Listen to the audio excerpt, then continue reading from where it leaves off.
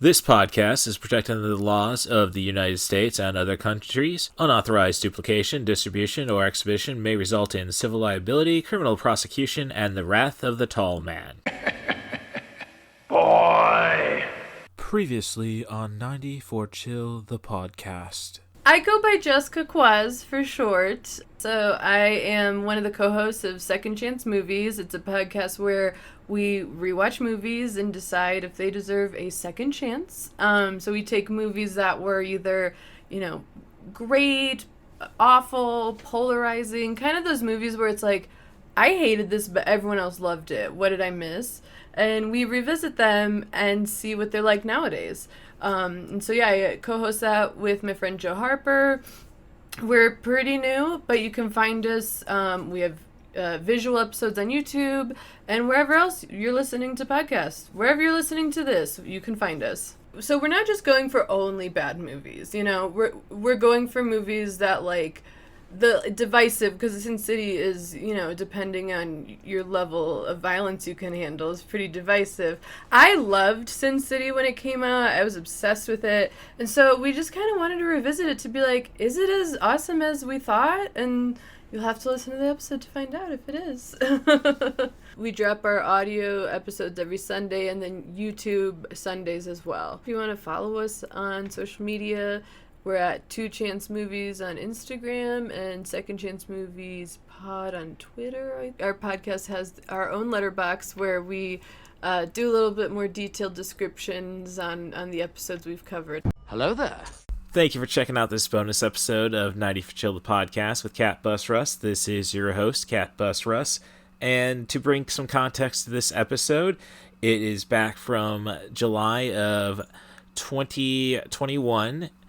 It's conversations in regards to Spaceballs. You're going to hear me and the Poetic Critic talk about the history of the feature, and you're going to get to hear the Jessica Kwazz half of the conversation we had. This is the first time I really had any audio issues with the podcast. Basically, we recorded the Zoom interview, but she was recording only her side of the conversation instead of how I've usually done it, and which I've seen ID10T do, which is just record the entire Zoom conversation. So it's always great to have your Zoom conversation at the very least as a backup. I know another podcast I like to listen to, Screen Drafts, uses multiple recordings to create their excellent quality episodes. So that's where we're at, I guess. I'm still looking for a guest for January's 24th episode.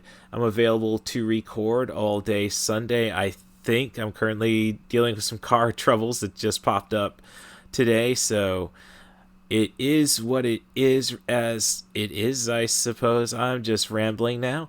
So let's get on to the show. But if you do want to be that guest on the podcast, send an email to rusthebus07@gmail.com. That's RUSSTHEBUS07@gmail.com.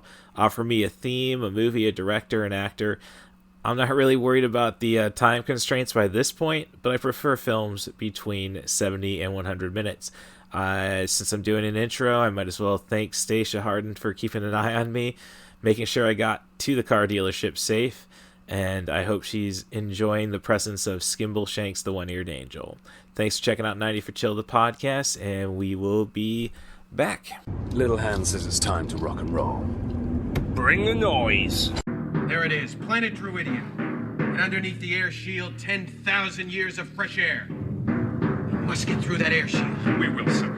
Once we kidnap the princess, we can force her father, King Roland, to give us the combination to the air shield, thereby destroying planet Druidia and saving planet Spaceball. Everybody got that?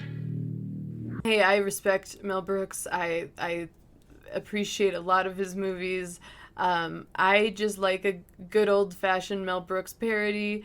What's interesting and kind of on your point with Spaceballs is the concept being like this fantasy sci-fi world. We can go as big as we want with the parodies, which I think is what makes it so unique in terms of like typical parody movies, is that we have so much room to play, and they do. They go crazy with it. I think it was unique in its inception.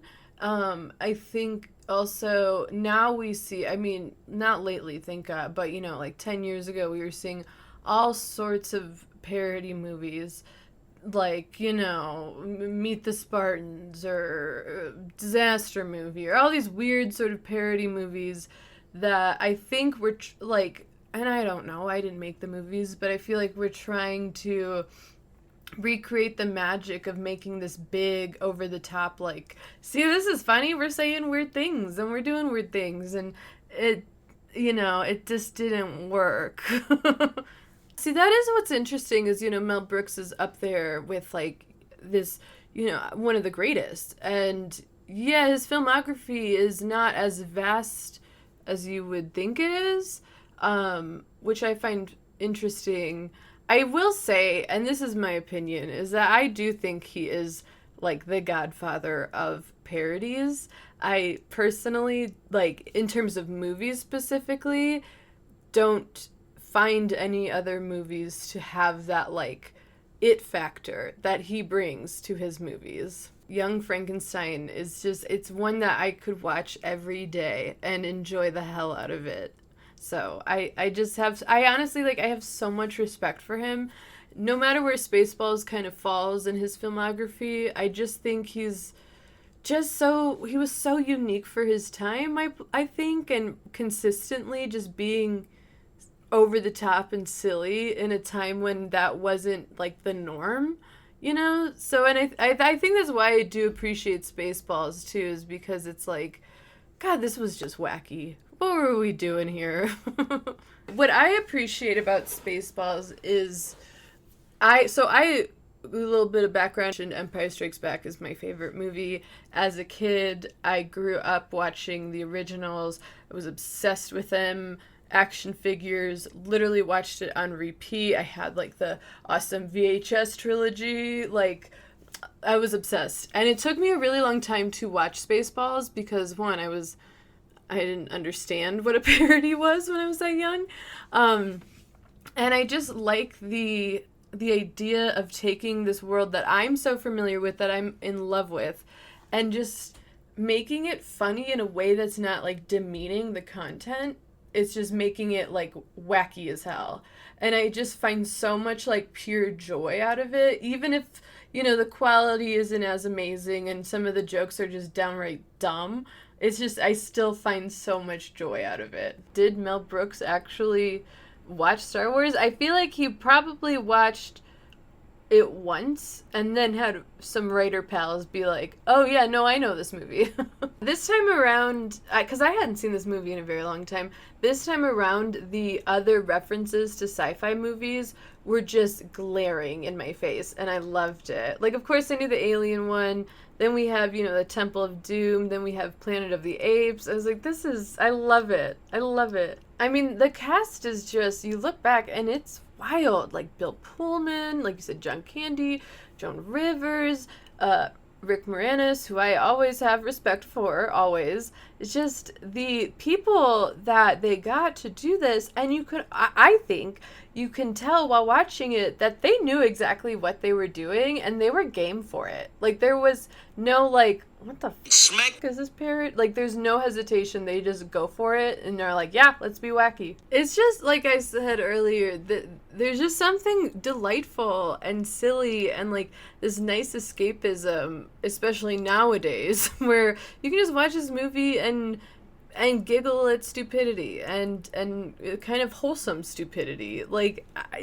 So for me, I agree. I don't think they did anything that's so wrong that the movie's, not good. But tweaks here and there, sure.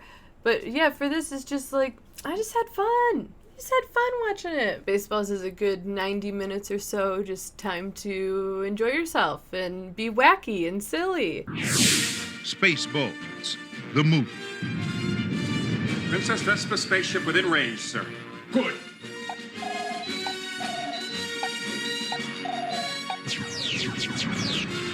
What's going on? It's either the 4th of July or someone's trying to kill us. Now we will show her who is in charge of this galaxy.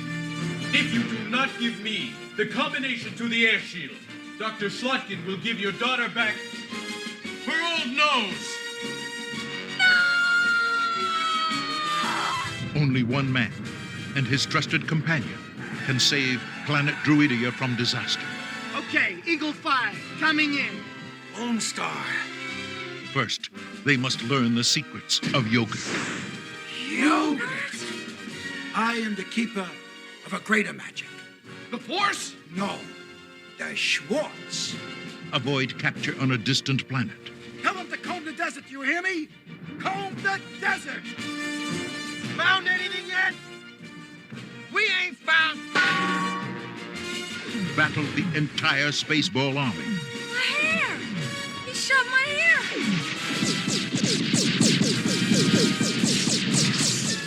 Holy... And escape the clutches of Dark Helmet. I see your Schwartz is as big as mine. Abandon ship! Proceed to escape pods! What the hell's the matter with this seatbelt? When does this happen in the movie?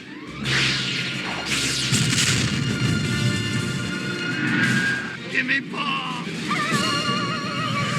Spaceballs. The movie. How do I know you're not making faces at me under that thing? Welcome back to 90 for Chill, the podcast. Looks like I've seen my audio actually recording, so this is going to be gold, or at least silver. Definitely not platinum. Not to discredit the Poetic Critic, my guest this week. And she's coming on to finally deliver the Spaceball content I've been promising the last couple of weeks. How you been? I'm fine.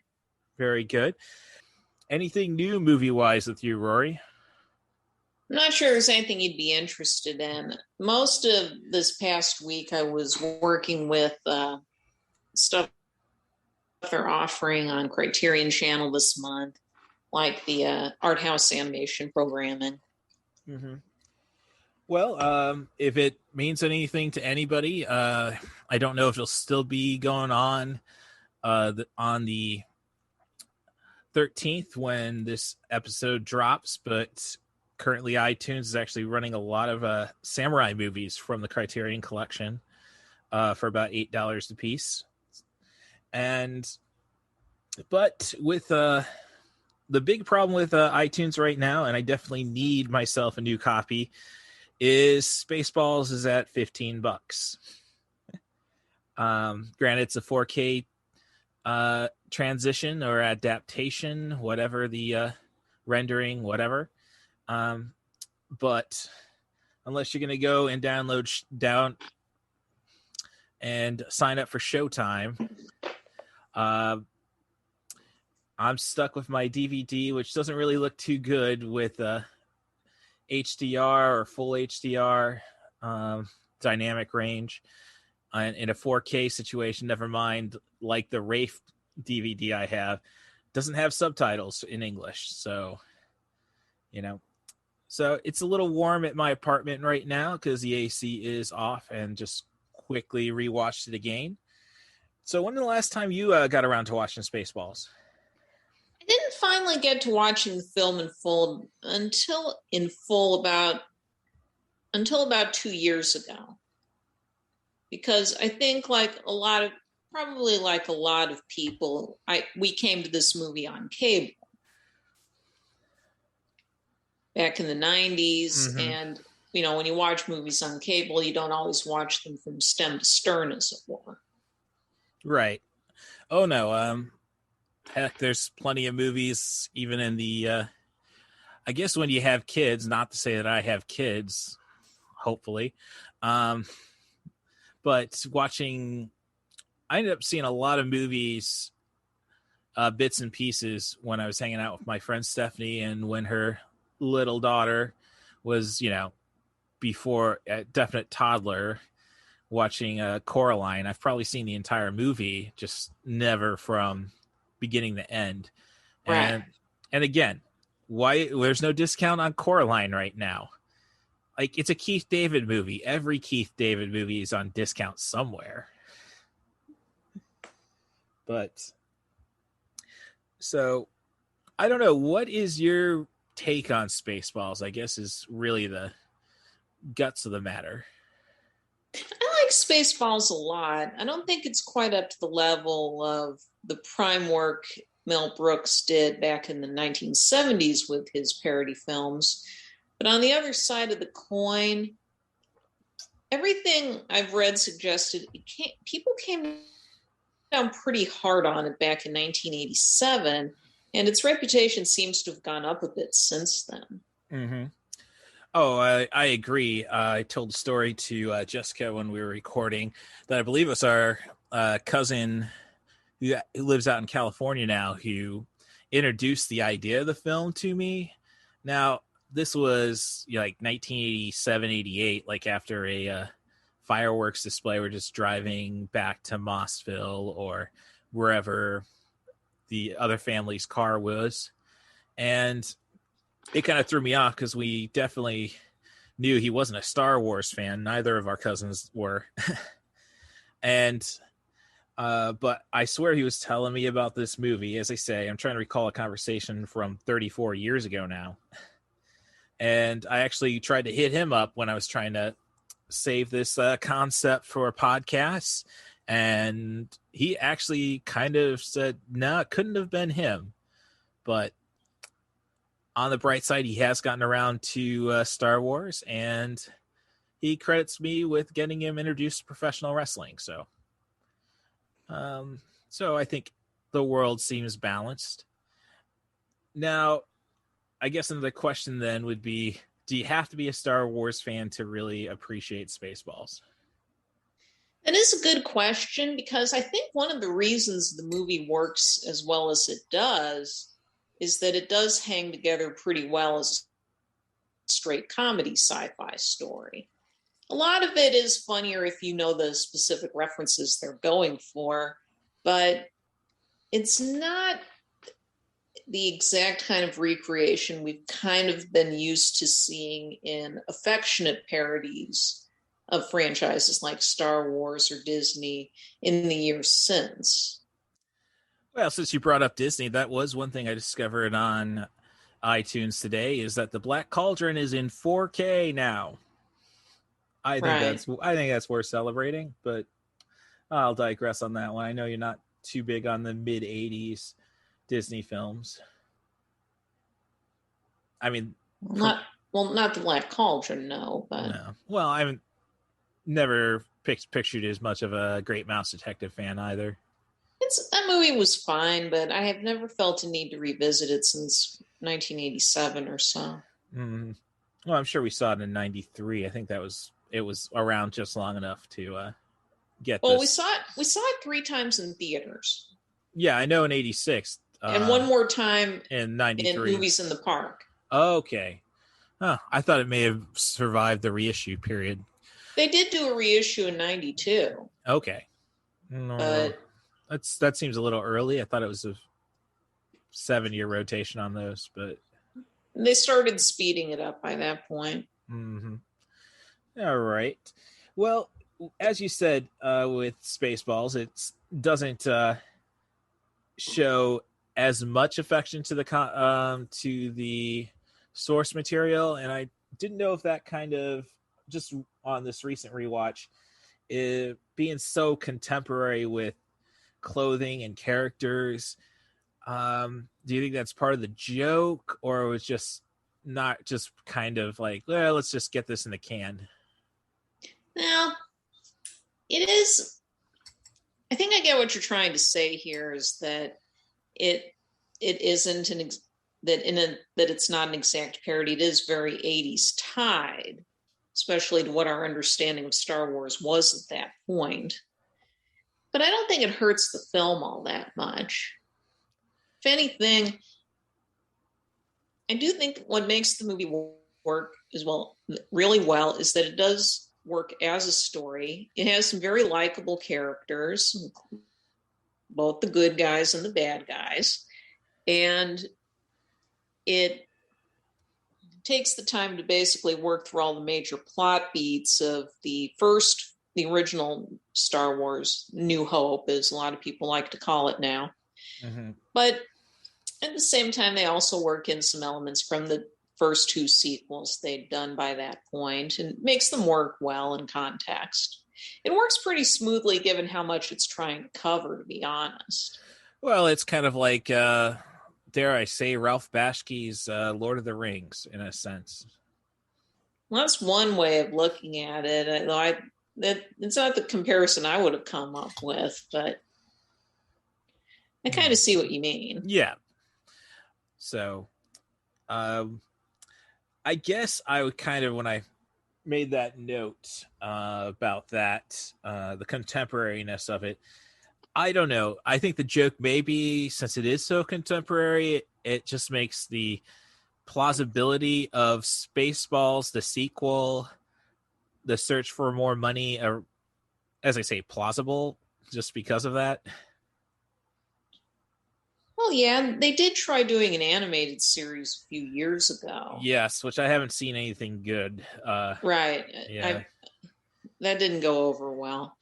But it is interesting to look at, and this might have affected how it was received in 1987, is where the Star Wars fandom was at the time.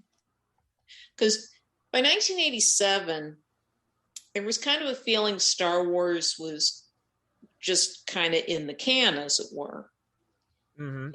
For those who don't know where the franchise was at that point, in 1986, Starlog actually had one of its cover stories on one issue, because I had a few old Starlogs back in the 90s, because you could order back issues back then pretty easily. And they happened to have a little piece that was asking if the Star Wars fandom had just died out in 1986. For reference, at that point, the Saturday morning shows, Droids and Ewoks, had wrapped up their runs. Weren't those only a season apiece, I thought? Ewoks lasted 2. Okay.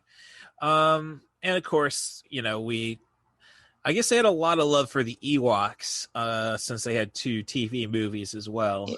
Yeah, they had the TV. There were the Ewoks TV movies, and there were the cartoons. But otherwise, after Return of the Jedi, there really wasn't a lot going on. Mm-hmm. And there wasn't really a book line. There were no plans to do further movies. Lucas had been moving on to a lot of other projects in the meantime. Well, also, I don't know if this would affect it at all, but hadn't the films finally been released on VHS by this point? Because I thought it was about 86 when the first real set of them came out.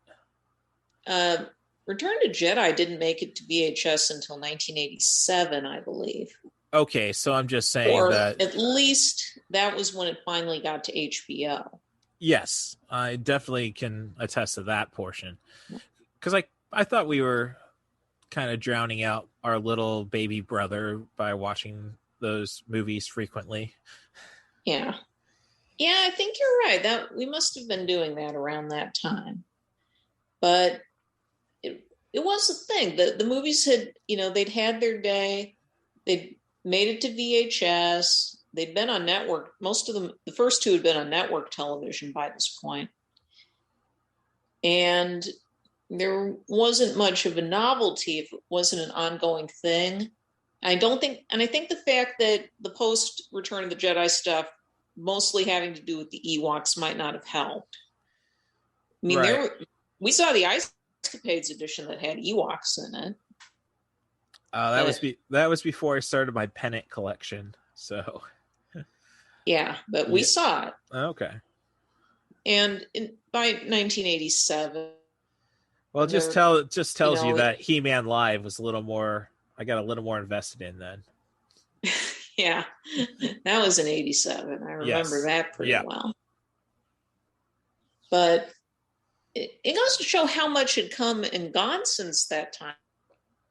Because Return of the Jedi was huge in 1983, but then in 1984, if you were kid culture, you were moving on to, depending on what your tastes were, you had your Cabbage Patch Kids, He-Man was reaching its peak, and She-Ra was coming up shortly in 85. Transformers came along in 84. G.I. Joe came out. Yeah. Got the revival of G.I. Joe in 84. Yeah. So there was a lot of stuff occupying the attention of kids, where while at the movies, we had all these other new blockbusters springing up. 84 alone had Ghostbusters and Gremlins and kind of the... and Temple of Doom. So, I mean, Lucas the Indiana had Jones obviously moved on by that point. Yeah. There were a lot of other options out there.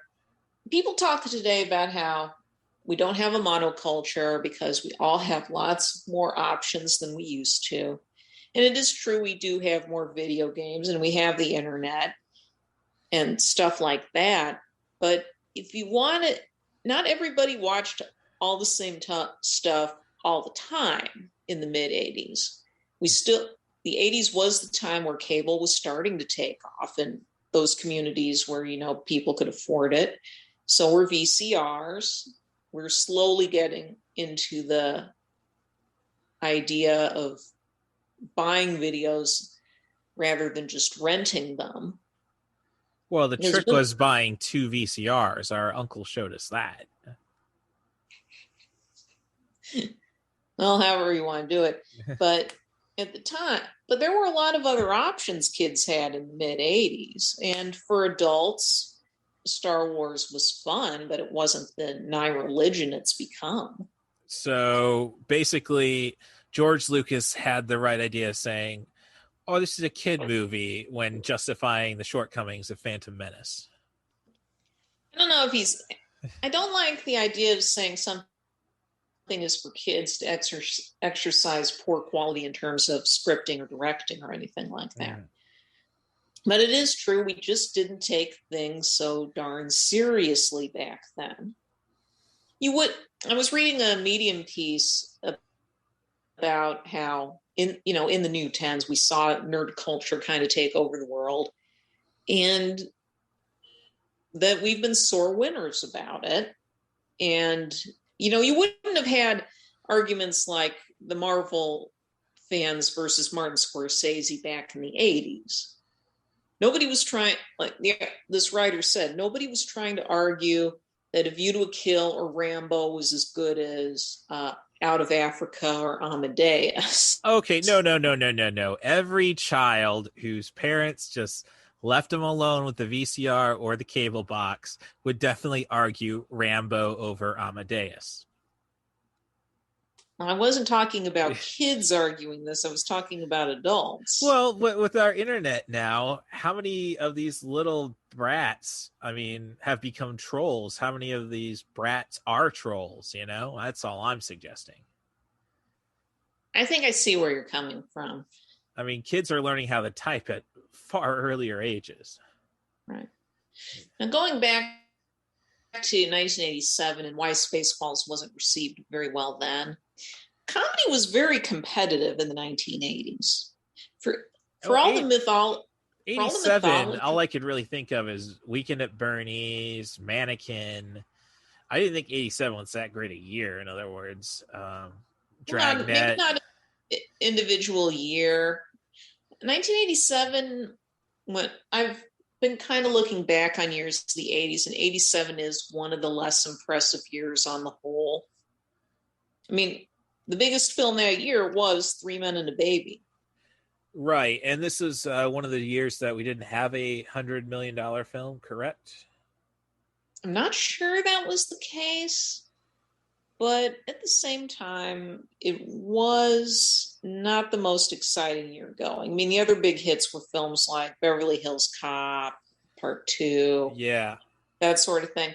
You did have your RoboCop here and your Princess Bride there, but... Living Daylight's my introduction to James Bond because that's true. Dad wasn't going to take Mom to that movie. Well, but going back to the comedy thing, 87 is not an outstanding year for comedy, but there was still a lot of it. And the 80s were a very serious comedy decade. In a way, as much mythologizing as we do for new Hollywood of the 1970s, it's arguably not a great decade for comedies compared to other genres. Oh no, you had Mel Brooks and you had Woody Allen. That was really the two big names. I mean, there were other filmmakers who worked in comedy, but not all the time. Well, like Hal Ashby comes to mind. Right. There, yeah, that name. Harold and Maude being there were among his comedies. I haven't seen Shampoo yet, but I've heard good things. Right.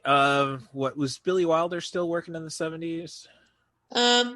Occasionally, but it's generally not seen as his best decade. Oh no.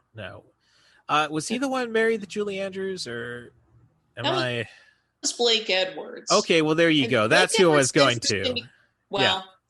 Blake Edwards, this was kind of his comeback decade because he started off on completely the wrong foot with Darling Lily.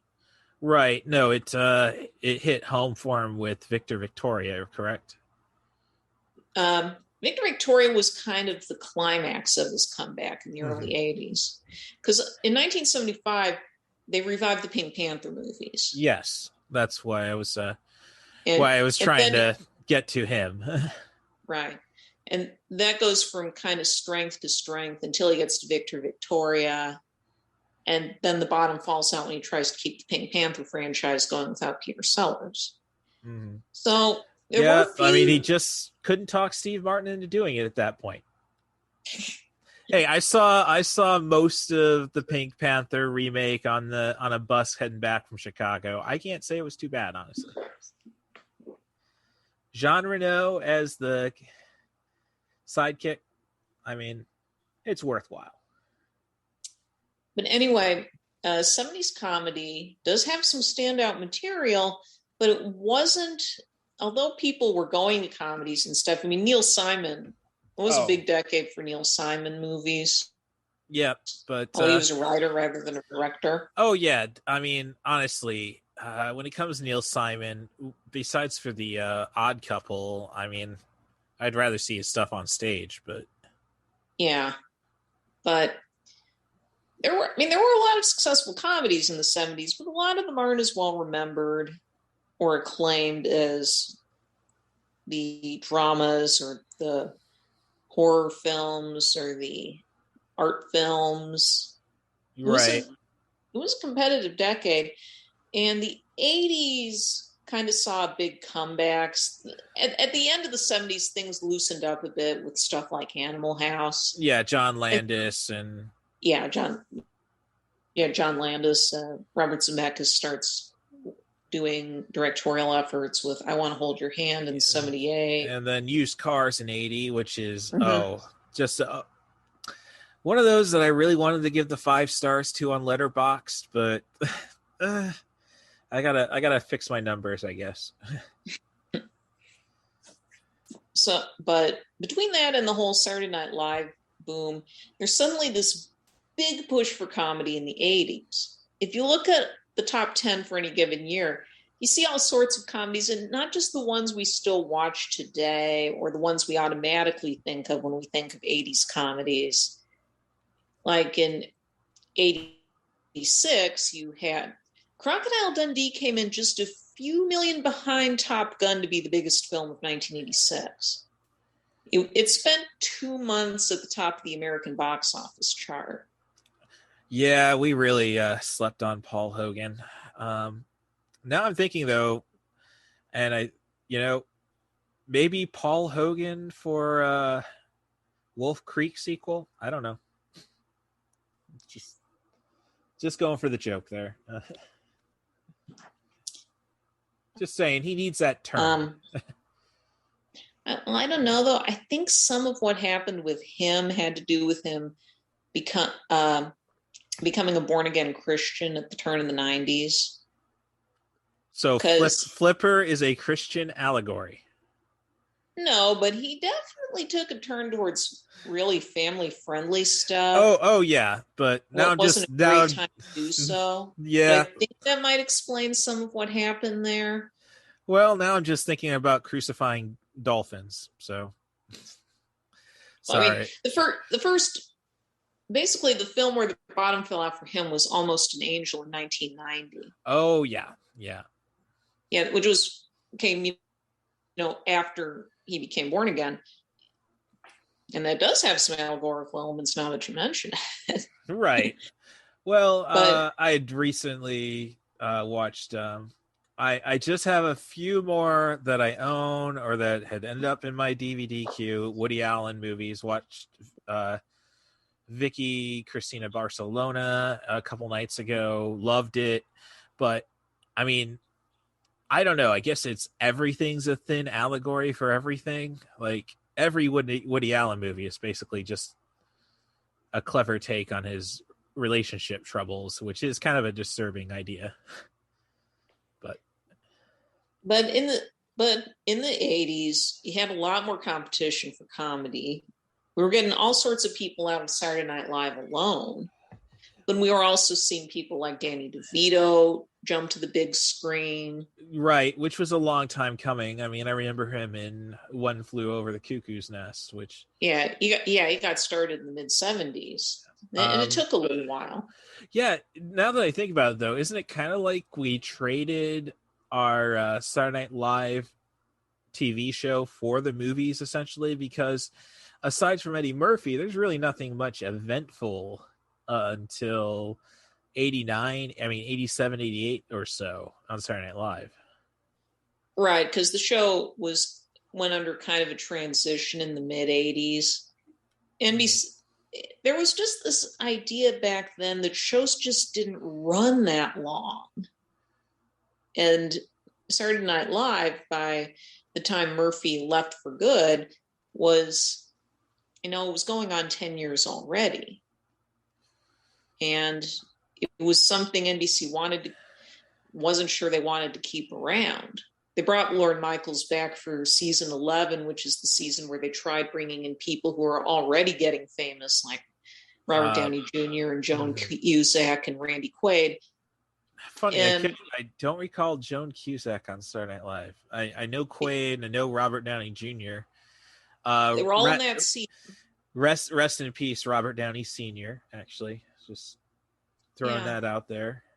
Putney Swope. I really got to check the runtime on that one. It is under 90. All right. So Dad's got a copy of it. So have you seen Putney Swope? Yeah, I got around to it not long after I came of age for watching R-rated movies. Oh, okay. So I went with Private Parts. You went with one of the greatest satires of all time. Oh. Anyway. That's why you're the top critical mind in Central Illinois. So, well, try and get my thoughts here. Right, 87 comedies. Season 2 was in season 11 as well, but general consensus is they couldn't really form an ensemble because they were all coming from different angles. Well, yeah, Joan Cusack. Damon Wayans was in that season. Yeah, but Joan Cusack is a Chicago's equivalent to the Actors Studio or Juilliard. I mean, with the Cusack's education. Right. So they really didn't know if they were going to keep the show around after that season. So, and when they did, Lorne Michaels did basically have to start fresh. Mm-hmm. There were only a handful of people who survived that season. Yes, I'm almost literally, because the last skit in that year's season finale, which was when George Steinbrenner hosted, has the studio getting set on fire, and Lorne Michaels only rescues John Lovitz in the cliffhanger ending. Phil Hartman, I think, survived. He was in that Steinbrenner episode. In truth, they kept around some of the others too, because that was Dennis Miller's first season. Mm-hmm. They kept around a few of the others, but right. Yeah, but Miller is more of a tool. Like, he wasn't really going to give you sketches for the most part. Well, no, he wasn't. He went to Weekend Update right away. Mm-hmm. But in any case, and tying this back to Spaceballs, the comedy environment was very competitive at the time, and I think there was some exhaustion with the spoof movie by that point. Well, that's interesting, because all I could really think of spoof stuff up until Spaceballs, because I can't really say there was any Mel Brooks parody films in the 80s, except for well, it's part of it. Except He had for taken History this- of the World, Well, that's the thing. He had taken this extended break from directing movies after History of the World. He's only has 11 directed films, which is it's a remarkable body of work in that it is relatively small compared to a lot of directors who worked over similar time spans. Yeah, just curious because Jessica, Kwazz, and I were talking about the fact that, I mean, I love the producers, and we came to the equation. We need Lin-Manuel Miranda to come up with a Spaceballs the musical. I mean, if it worked for the producers, which is the only non-parody that I've really seen of his. Are you too familiar with? I got to get around to seeing To Be or Not to Be or Silent Movie, but what's your exposure to his non-parody? Beyond the producers, I had tried to track down To Be or Not to Be, but that does not appear to be streaming. Actually, right now, it's pretty hard to find Mel Brooks' stuff right now on streaming services. No, the only way I really saw To Be or Not to Be available is in the 8-movie Blu-ray set somewhere. Yeah, because I think that's the one Shout Factory did. More than likely. Because they've been working pretty extensively with Brooks lately. He helped them curate an Anne Bancroft box set. Well, I'm just glad he's actually doing work. I mean, if you got the time to drive 95 miles per hour on the PCH every night, you got to put a little work in. But I imagine he might have slowed down now that Carl Reiner has passed. I know that. Yeah. But no, he's contributed to a lot of the recent Shout Factory sets in one way or another. And I think in any case, he had taken this 6-year break off because, for reference, he didn't direct To Be or Not to Be. And he was doing a lot of producing at the time and with Brooks Films and was doing quite well. Although I think another thing was running into the problem Spaceballs had was the production of Solar Babies had gotten out of hand. Okay. Under the Brooks film shingle. Oh, you see, I just presumed it was an MGMUA thing, but Well, they distributed it, yes. Right. So I'm just saying, that's standard operating procedure. But yeah, Brooks Films produced that one, and that was a Thanksgiving 86 release. And the production on that, he was quasi-supervising, got way out of hand. And the film wound up doing very poorly. And this is all while he's working, getting Spaceballs ready to go. So I guess there were some financial issues at the time they were dealing with. There is a How Did They Get Made episode on Solar Babies. And the week afterward, they had an extended interview with Brooks where he talked about what exactly happened. You see, I haven't seen, with How Did This Get Made, I don't usually listen to the episode unless I've seen the movie. Right. So, I mean, but that's gold right there. They're mini episodes they have between their full-blown live shows.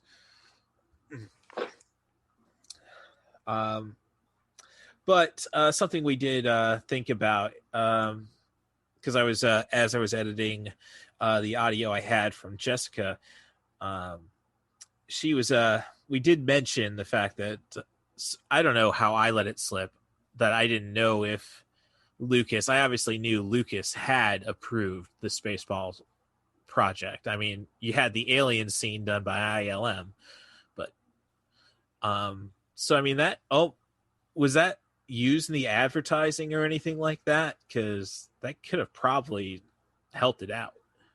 Well, that Lucas had approved of it? Yes. I don't know. Famously, the key issue was that they had to minimize any merchandising for the film. Oh, yeah. The irony there.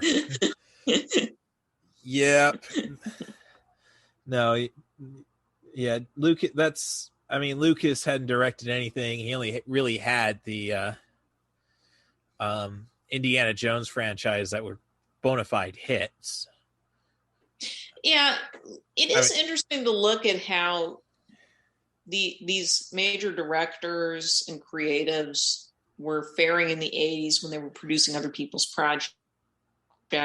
What happened, Well, I know Lucas did a lot of. I knew Lucas did a lot of stuff where he didn't take credit. Like I think it was pretty much Lawrence Kasdan he created, by producing Under the Table, or Under the Table. I think was it Body Heat? Was that?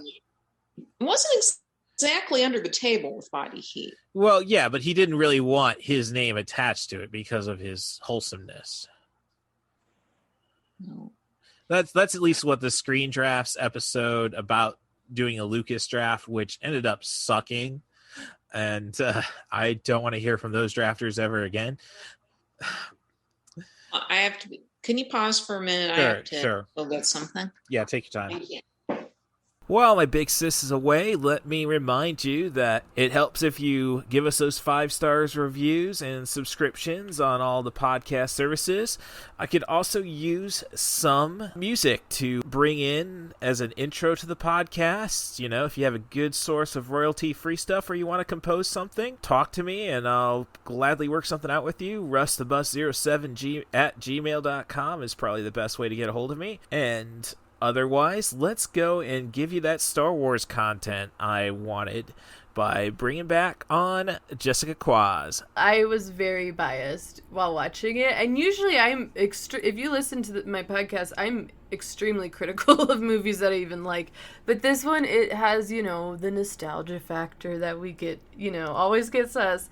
And so for me, as I was trying to be critical, I was still like, I'm enjoying this. I think this is fun. And it's hard to, like, when you have such a love for movies like that, it's so hard to, like, keep the critical brain going and being like, okay, well, that didn't really work. That was a little much.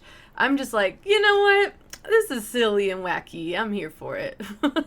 Yeah. Like, I'm a purist, you could say, when it comes to Star Wars. The originals are my jam. And then in the sequel trilogy, we had Benicio del Toro doing whatever the hell he was doing. We love an anti-hero, like a weird, messy, like you said, scoundrel, but like has a good heart and will like do the right thing. Like that makes a complex and fun character. And I think that's why I love like the originals, is because we have Han and, like you said, Lando, who it's like, we love him. Can we trust him? I think we can. I think he's going to do the right thing. That adds a level of, like, suspense, sort of, that I'm really drawn to. And I will say, too, like, even though Empire Strikes Back is my number one, it's so hard for me to rank definitively the movies. It's always changing.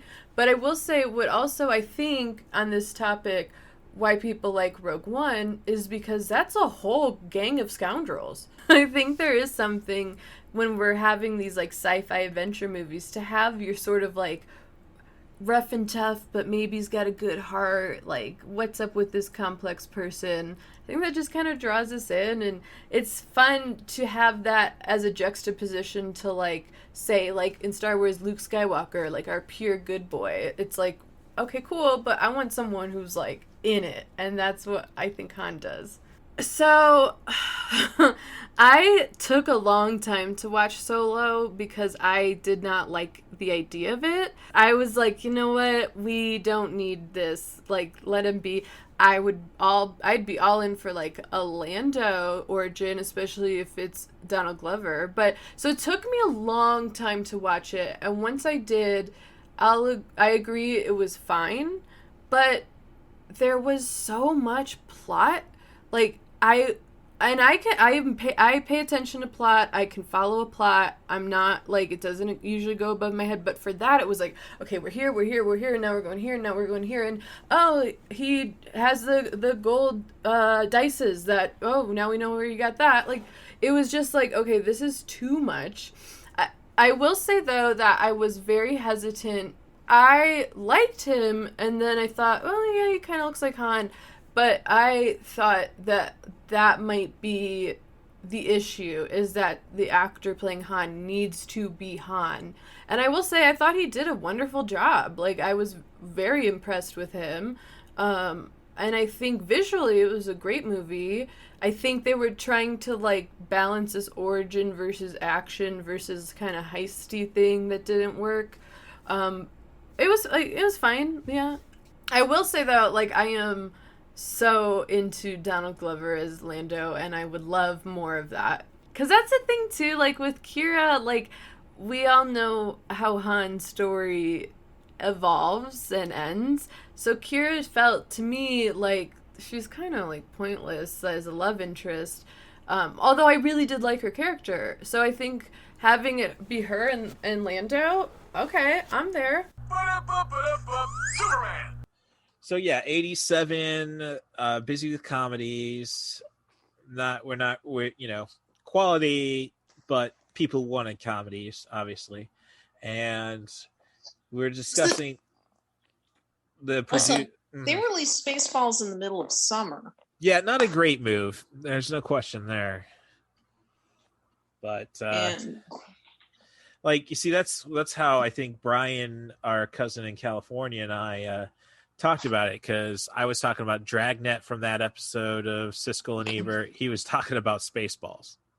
So, so yeah, I guess none of us saw it. So, But when it comes to Spaceballs and the Star Wars, how important Star Wars is, I think back to my time in the Peoria wrestling scene where, oh yeah, we had one Halloween where we all wanted to do Spaceball characters. I just didn't want to do makeup at the time.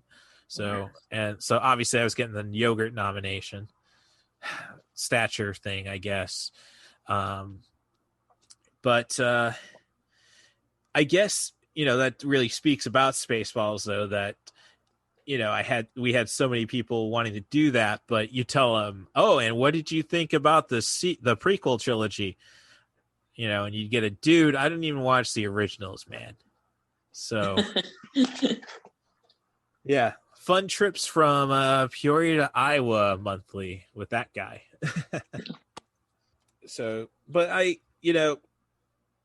was Spaceballs a big VHS thing, I guess, is where we're going with this. I think that and cable was how most people found it down the line. Mm-hmm. So I think another issue that we haven't touched on is that even by 1987, with the fad having cooled off a bit, we'd already had a lot of Star Wars parodies on short form. There was the Quickies Short Hardware Wars. They tackled that right away. I mean, everybody was jumping on it, and by 1987, it already felt like kind of an old hat thing. I guess Star Wars is really where it is because of the people who weren't around for the first go of it, I suppose. Because, they are handing the VHS tapes off to their kids. I mean, the entire reason we're doing a Spaceballs episode is because Jessica Kwazz from Second Chance Movies' favorite film is Empire Strikes Back. And I think it was pretty much the parents, because she was only 7 when prequels started. Right. But there's a love for Star Wars that was... So it's weird when you look at the Star Wars fandom, because... yeah, you have the kids who have grown up now with the prequels being their movies, the Clone Wars being gospel. Right. But there was that 10-year period, say from 87 to 97, where you have kids who are just, Star Wars is basically a Bible in a sense. Our parents gave us the good book and we're supposed to, listen to the cliff notes that Sunday school is. And imagine if they would have just made crappy little, maybe I didn't see them, but judging that it was Magoo and Me and Gerbert, is the Christian VHS stuff instead of, fancy looking gospels. Or at least that's what I saw. Imagine where Christianity would be, though, if, give Jesus a lightsaber just to cut the bread and toast it. So, all right. So sorry about that. What little diversion there. I mean, this is great, Rory, because it's basically what I'm gonna put on from Jessica is basically how fun, the feeling of fun. But you are an excellent teacher. We need these history lessons. Well, what you're talking about, passing it down. This was the whole reason for thinking about what they call, I think, the 7-year rule in the wrestling industry. Nice. Which is where you can recycle a gimmick. And that was why, and we brought this up earlier, this was why Disney used to re-release their animated features on a 7-year basis, because there was always a new crop of kids who hadn't seen the movies yet by then. So to them, it was new. And this is why we still have the Disney Vault thing today. And while it's not a 7-year rotation anymore, the availability of the films on VHS and then DVD is kept kind of artificially low, so this sort of thing can still apply. The streaming model is kind of breaking that sort of thing, and now everything feels like it's available at once, the operative word being feels. But with Disney especially, keeping all this stuff in the public eye to get a new group of consumers every few years is a big part of their business strategy. Go ahead. If you look at which 80s movies and franchises still have higher Q factors now than others, it's why Star Wars still gets talked up so much, is that they keep it in the public eye. They keep doing new content for it. Mm-hmm. Whereas with something like E.T. the Extraterrestrial or Back to the Future even, they've pretty been dormant since the early 90s at the latest. Well, with I was there for the Michael J. Fox, Christopher Lloyd panel, Wizard World, and basically, and I think it was the producer who came up. I can't recall his name. It'd probably pop off the top of your head like nothing. Bob Gale. Thank you. Yep, exactly. Basically, he gave us a, as I like to say, context warning, basically telling people, don't ask for sequels or remakes before the panel began. They're very protective of that. So until Robert Zemeckis croaks, I don't think you'd have to worry. I just don't think it'll be in the public eye. Right. So anyhow, I wouldn't want a guy with Parkinson's driving the DeLorean right now. Okay, there's our tasteless joke of the podcast. Last week's was me saying Chris Benoit did us all a favor ending the Vince McMahon faking his death angle. So, but now I'm thinking with a 7-year rule, and you brought up professional wrestling, it's like, okay, so you're telling me we need to quickly produce Mickey Club t-shirts, like the Bullet Club stuff, and just profit until we get that cease and desist?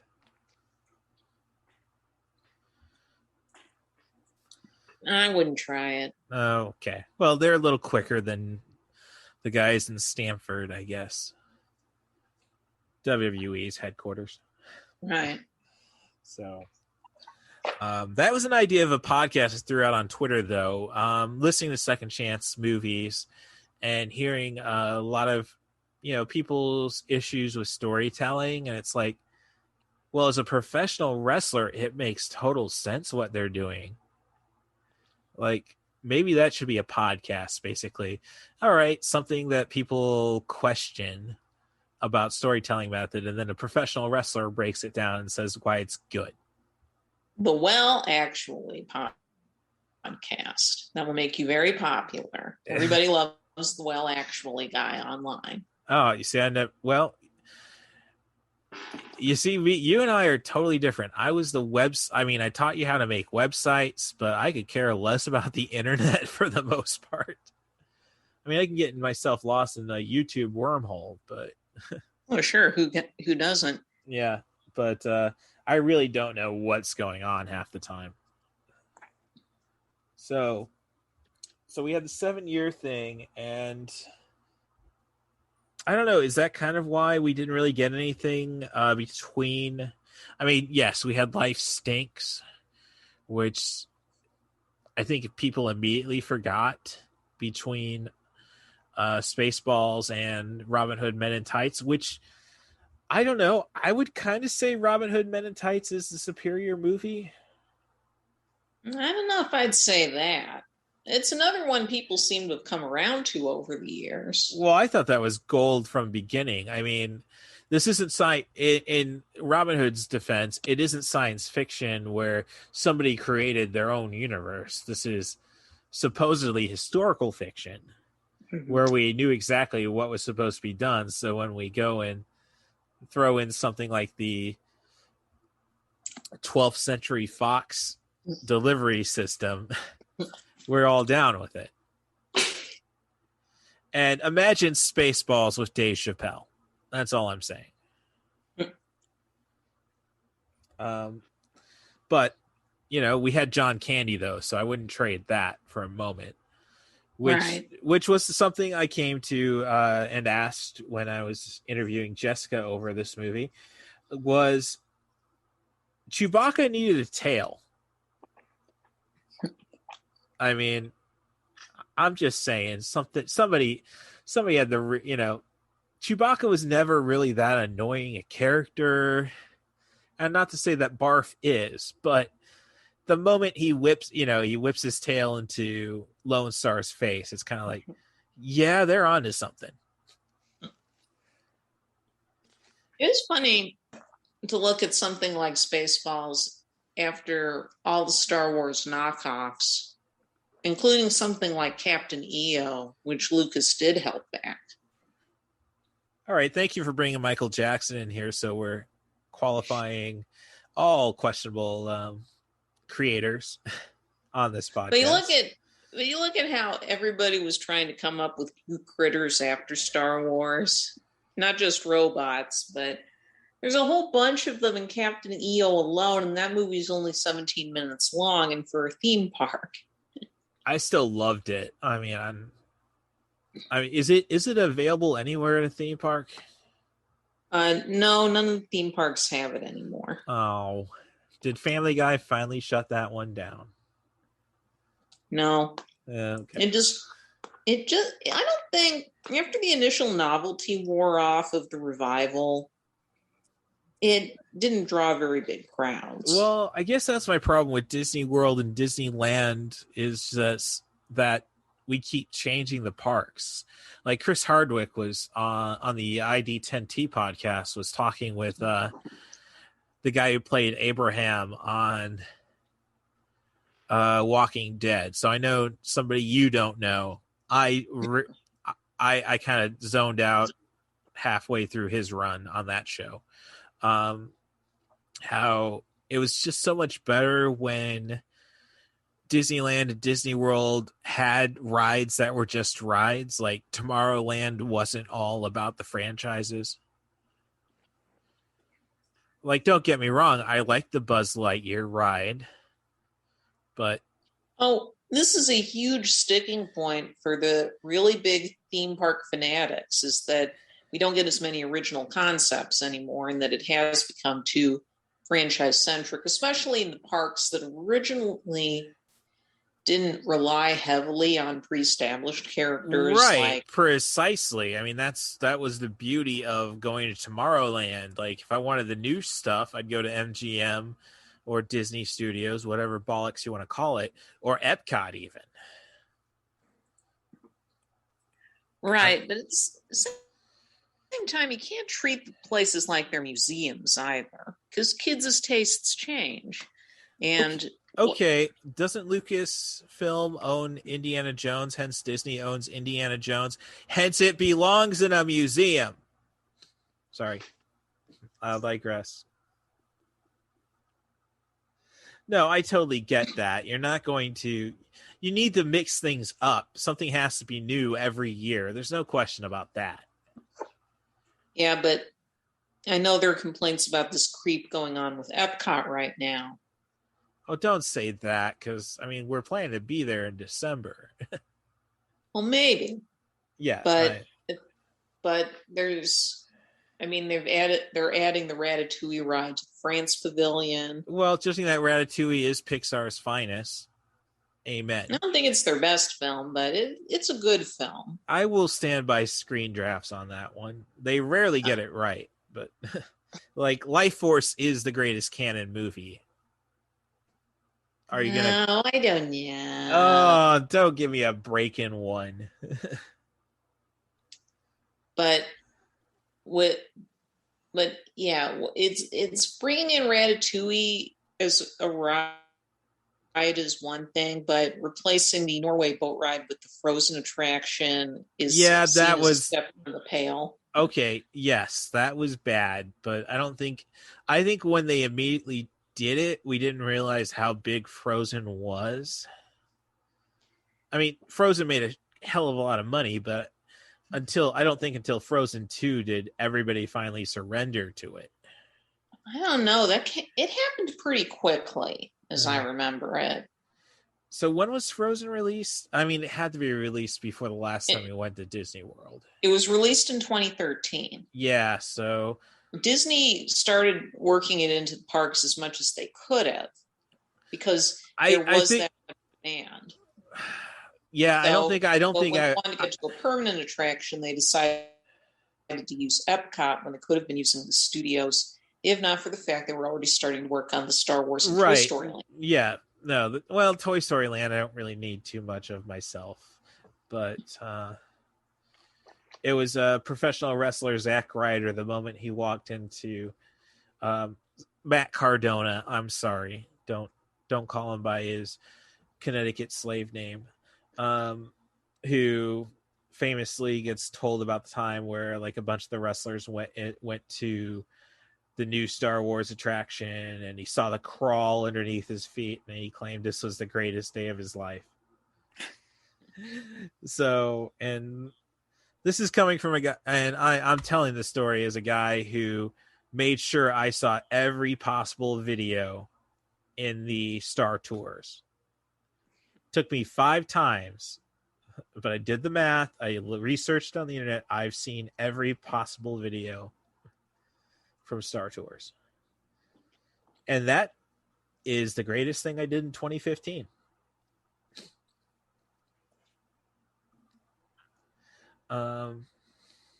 Yeah, so I don't think I got around to seeing the Norwegian boat ride at Epcot that time. Had fun doing the Phineas and Ferb Japanese mystery, though.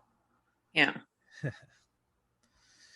So, I don't know. We're really talking more about the history, which I like, because I think Jessica, when I put her audio on about just telling you how awesome Spaceballs is, will really pay off and make this probably the greatest episode of 90 for Chill, the podcast of all time. But... have you rewatched Spaceballs recently? I suppose I should ask. No, it's not, and I don't think. I mean, it's just a very memorable film to begin with. I mean, for the sheer fact that I think there's got to be a movie out there, and I'm sure there's SCTV sketches. But when else do we really get to see Rick Moranis be a twat? I mean, he was loving it, doing it in Spaceballs. I mean, his character gets instant karma about every time he does something bad. Right. And I'm wondering, where are those action figures that he was playing with? I'm just saying, the molds are there. And at least Dark Helmet, Lonestar, Barth, and our Druish princess Vespa were available. You know, the molds are there. I'm just saying. Which kind of makes me think, though, in that scene with the toys, it's like, knock on my door. You didn't see anything, did you? Yeah. No, I didn't see you playing with your dolls again. Yeah.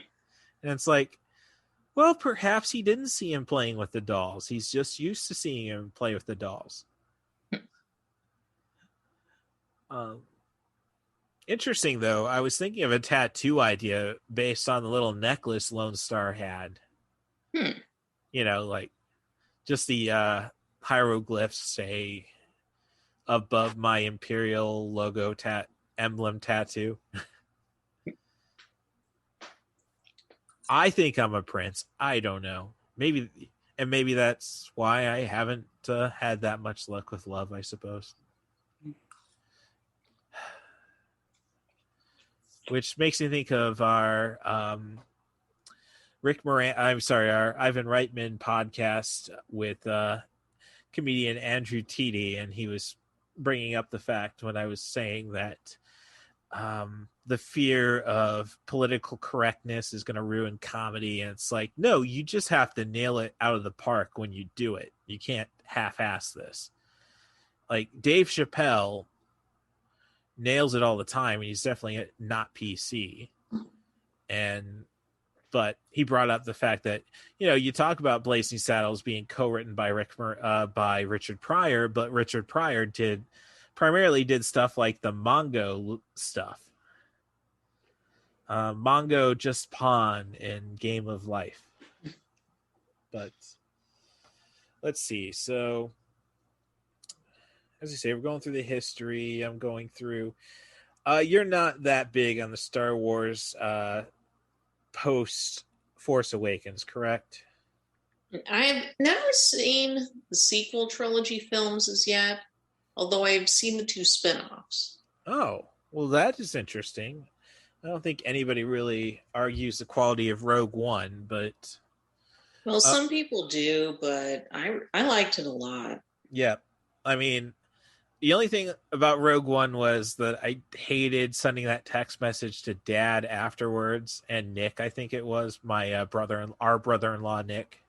Yeah. Like, no, you can't show this one to our nephew, John. I mean, it's pretty solid until Darth Vader just does his thing. I'm not going to say, like, I hate to say it, but and I don't think I think you probably, am I wrong in saying that you really only saw Phantom Menace? I did eventually work. Well, I was their opening night for Attack of the Clones. Okay. And after that, I felt like I have to tap out of this. Okay. It's not doing anything for me at this point. I did watch, because I do have Disney Plus, I did work my way through what I had not yet seen of Revenge of the Sith last year, because I'd seen most of the backstretch. But again, I really wasn't impressed by it. Well, Second Chance Movies, a podcast hosted by Jessica Kwazz and Joe Harper, did say that I think with time, the prequels are fine. Well, I'm not going to really excuse Attack of the Clones, I suppose. But, hey, we're talking Attack of the Clones, and this is something I brought up to Jessica, and I guess I could bring up something also as well that I forgot to. Do you find the Lonestar Dark Helmet duel kind of similar to how Yoda fought Count Dooku? Now you mention it, it is hard not to laugh at the very concept of the Yoda Count Dooku duel. Right, but I'm just saying it's kind of like, oh, well, we need to do this, we need to do that, which is kind of, stipulations keep falling into the Yeah. fight between Helmet and Lone Star. Yeah. Which I think has the greatest lesson in all of cinema. And that's why evil will always prevail. Because good is dumb. And then it's weird though, rewatching it, and it's kind of like, okay, Rogue One is all the finale's all based around getting past the shield on the Imperial planet. Is that too far removed from trying to break through the oxygen field on planet Druidia? I think you're overthinking this one. Well, I can't use, which I failed to mention to Jessica, the fact that the Eagle 5 went to hyperspeed inside an atmosphere, which J.J. Abrams used a bunch in Force Awakens. So I'm just saying that maybe Spaceballs has a greater influence than we want to acknowledge. It's possible. Because there's no greater nerd in Hollywood than J.J. Abrams. And that's saying something. If that's the best nerd we have, I'm not sure we're in a great shape right now. It explains a lot. I'm saying there's no greater nerd. I mean, you and I are Gen X. We had Tarantino and we had Smith. And look, I think Yoga Hosers is a classic B movie, and I will stand by Red State any day of the week. I'm just saying that I think we've just fallen into the hands of commercial nerds now. I.e. J.J. Abrams. Like, I recently saw an interview with Tarantino with Bill Maher on I was about to say Politically Incorrect. Obviously, Real Time with Bill Maher. And he gave me a little optimism when it comes to cinema. He was basically just saying, look, it just comes in hills and valleys, and we're eventually going to get another hill. At least in terms of creativity and stuff. And Tarantino's brilliance has survived all those valleys. My opinion, I don't know how much Tarantino you've followed since. I imagine you probably saw Kill Bill by some point. I mean, cable, as you say. I'm not really interested in Tarantino that much. I've seen Pulp Fiction, and I don't think that's my wavelength. Oh, no, I totally understand that. I would say give Inglourious Basterds a chance. I mean, the guy saved cat people. That's all I need to say about Tarantino. Despite, I loved Cat People when I saw it finally. It's my kind of weird. I think Malcolm McDowell personally is my kind of weird, though. Lots of love for Tank Girl. I don't really think Tank Girl is as great a movie as we like to remember it now, since it was directed by a woman and it's a comic book movie, but it's an important movie nonetheless. I mean, have you seen Tank Girl? Because it is Shout Factory. No. Well, I'm not saying you have to rush out and get it, but I think it's no, it's on Shout Factory now. So I was about to say, I think if you go and look at your Amazon Fire Stick, I purchased it, but I think I purchased it with iTunes, so I don't think it qualifies. But next time I'm over there, I have an Apple Plus subscription because of updating my phone. So, hey, I'll work on that for you. That should give you access to all my digital purchases. So, well, I don't want to deprive you Life Force. Look, I've seen Life Force. I don't need to worry about Life Force. I know. It just, oh gosh, that is such a train wreck of a movie. I mean, everything it does so wrong, it just makes it so right. But let me go through my notes on Spaceballs. Thank you very much for your patience with me, as always. The Poetic Critic. That's all one word on Letterboxd. And hey, you've got quite the influence, because Second Chance Movies has followed you as well. I noticed that, and I appreciate All right. it.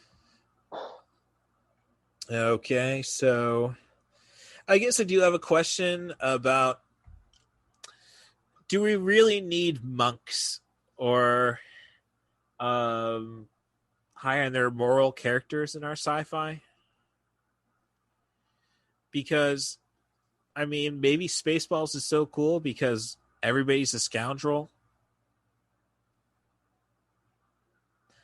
And I always say that's why Guardians of the Galaxy worked, was there was no Luke Skywalker.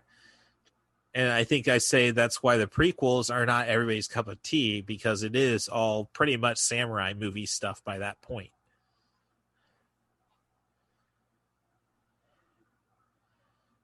I don't really have an opinion there. Okay. Just talking samurais, though, and I know iTunes has that special going on. Seen much Toshiro Mifune? I've seen some of his work with Kurosawa, yes. Okay. I'm sorry to question your quality as the smartest mind in the heart of Illinois when it comes to cinema. Is there even a film critic really in the HOI, the Peoria to Bloomington to Galesburg area? I don't know. Because I don't want to call, I can't say I've been impressed by the guys who show up on our local channel in Champaign-Urbana. They're smart guys, but not to say that I don't think I'm wiser. I'm just saying, I think there might be a market out there for you, Rory. So, all right. Going through the notes.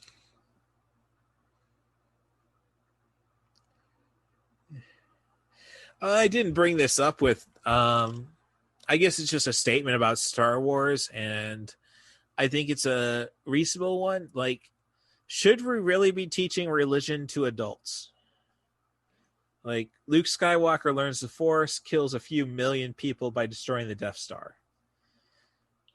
People become adults who didn't really have faith, end up becoming extremists for a religion, kill thousands of people. Just an observation.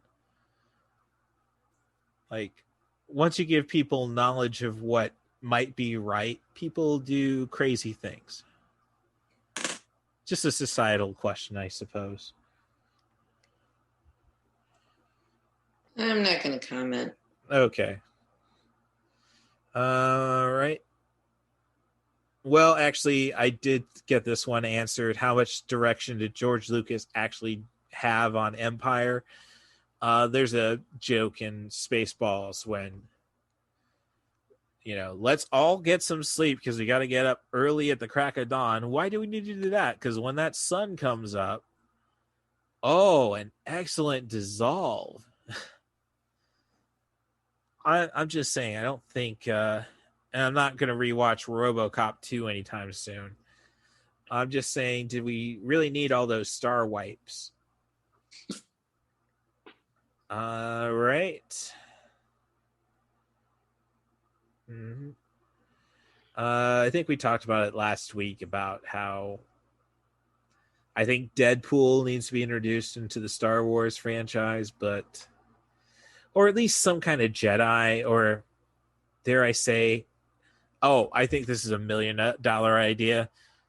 Donald Glover's Lando Calrissian as Deadpool in the Star Wars.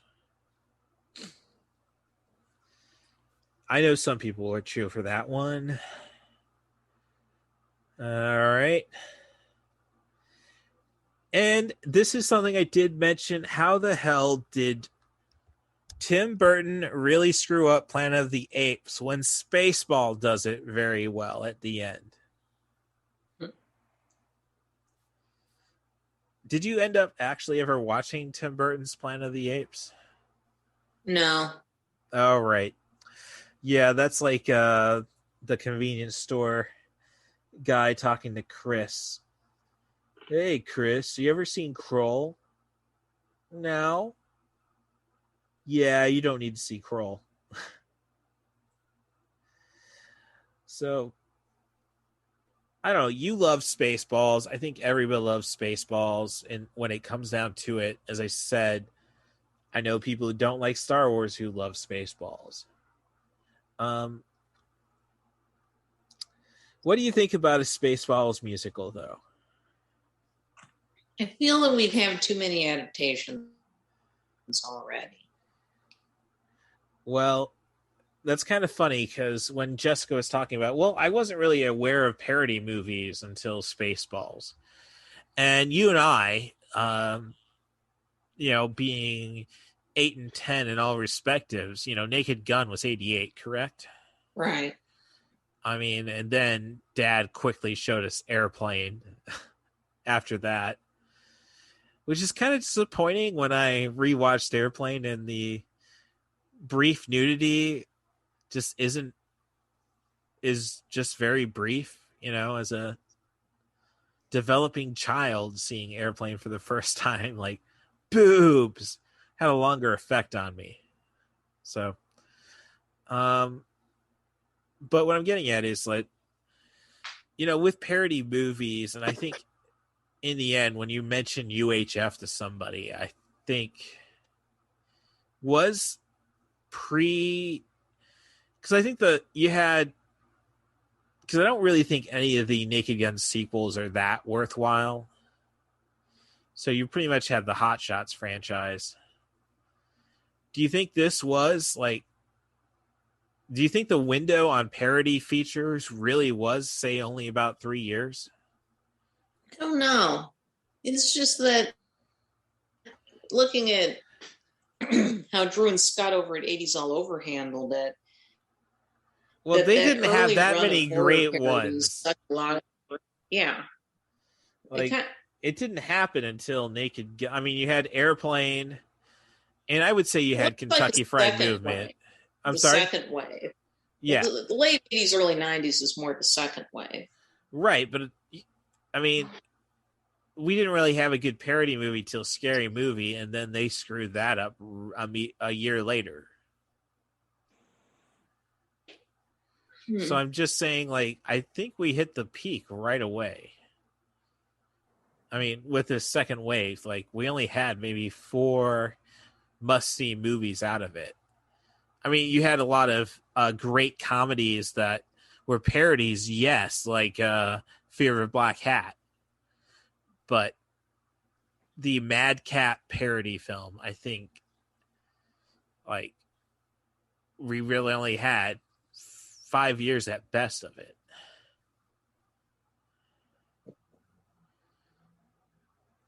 Do you agree, disagree? It doesn't really matter to me.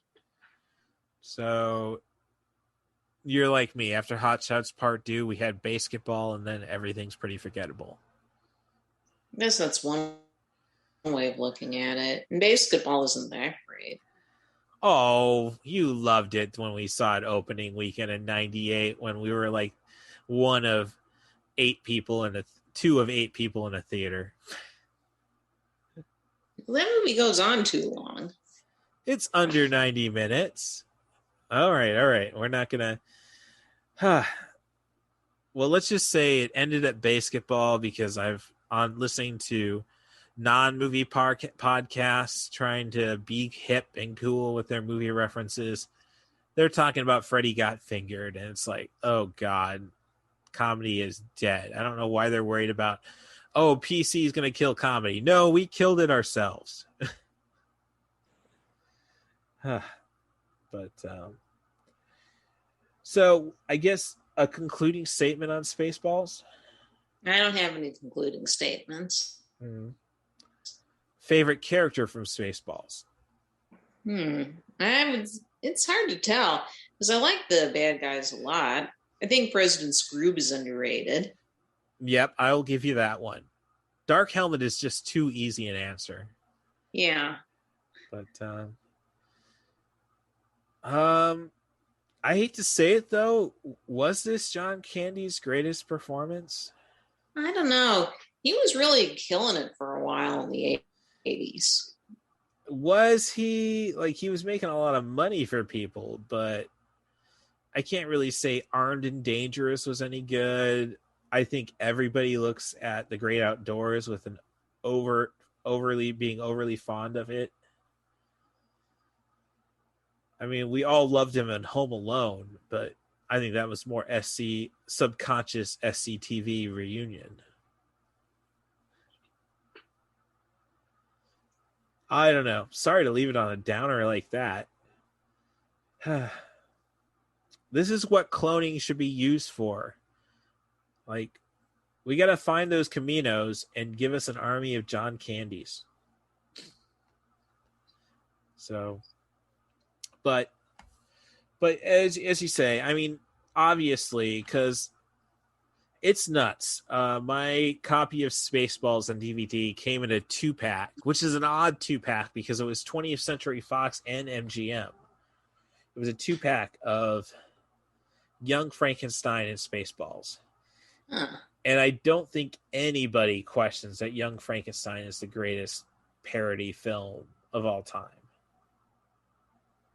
Yeah. Well, just curious, what would you put up against it? Because, I mean, Blazing Saddles is probably laugh for a minute, but as a narrative, I would say Young Frankenstein. Well, I'm just going to leave that to other people to debate. Okay. Well, Jessica Kwazz will speak glowingly of Young Frankenstein with her sound bites on this podcast. But so I guess my question to you is, you are the genius of Central Illinois cinema. Has anybody approached you for a podcast besides for, look, the Poetic Critic said it, so there's got to be validity to it. Because I know you are a Jeff Goldblum gold mine. Or are you just still a little too cautious to just devote yourself to being a internet personality? You're cutting out. We might as well just wrap this up. All right. Well, okay. So to find you, that is letterboxd.com/ThePoeticCritic, all one word, correct?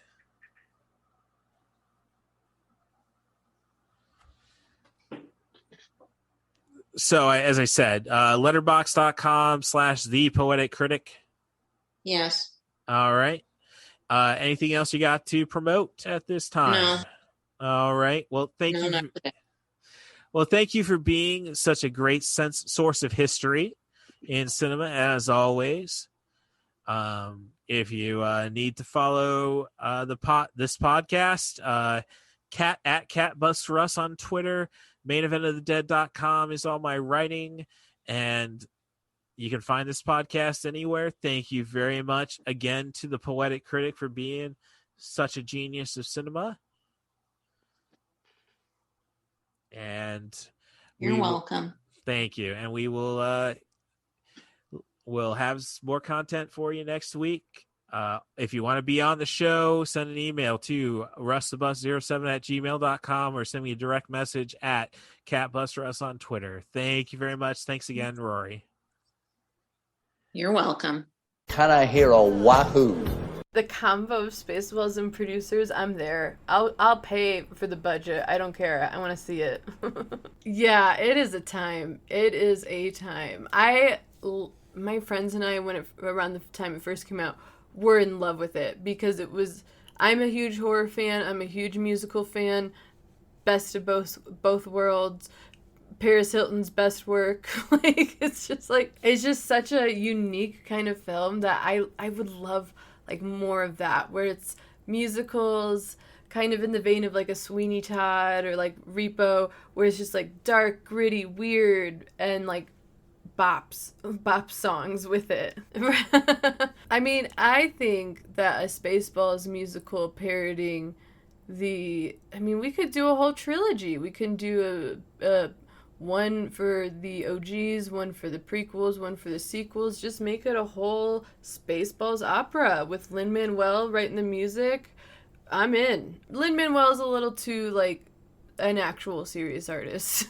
But I think he'd contribute. I mean, he did Moana, and that's a fun soundtrack, so he might come up with a song here or there. That's a good point, too. Weird Al.